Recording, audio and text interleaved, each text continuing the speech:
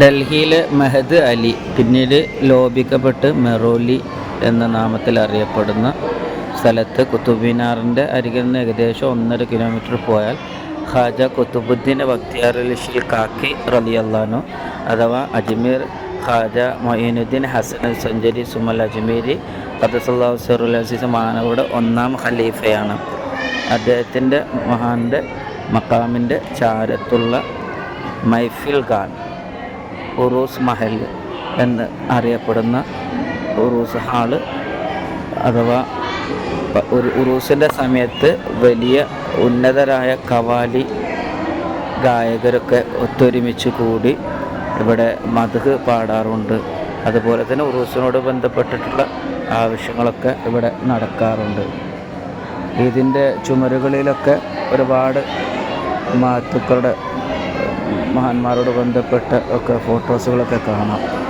വിശാലമായ ഹാളാണ് നമ്മൾ ഈ കണ്ടുകൊണ്ടിരിക്കുന്നത്. വളരെ കാലപ്പഴക്കം ഉള്ളതുമാണ്.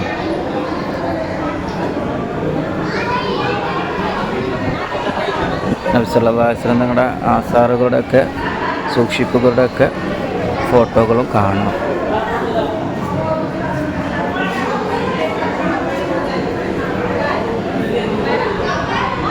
അജ്മീർ ഖാജ റളിയല്ലാഹു അൻഹു കർബല ഒക്കെ ഫോട്ടോയും കാണും.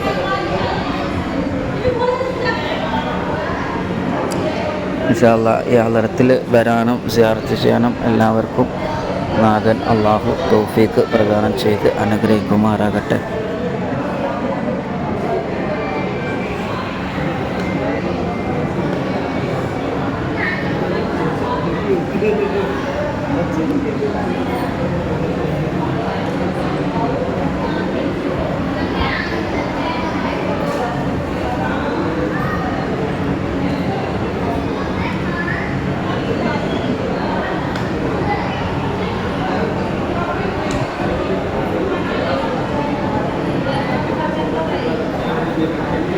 മുഹറം മാസത്തിൽ ഇമാം ഹുസൈൻ റളിയല്ലാഹുവിൻ്റെ നാമത്തിൽ ഉറൂസ് കഴിക്കാറുണ്ട്.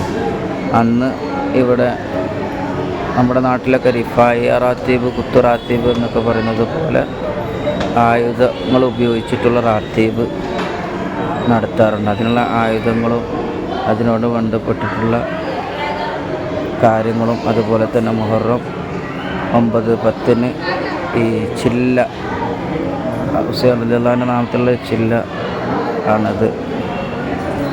ചന്ദനക്കൂടം എടുക്കുക എന്നൊക്കെ പറയും നമ്മുടെ നാട്ടിൽ. അതിനൊക്കെയുള്ള സാധനങ്ങളാണത്.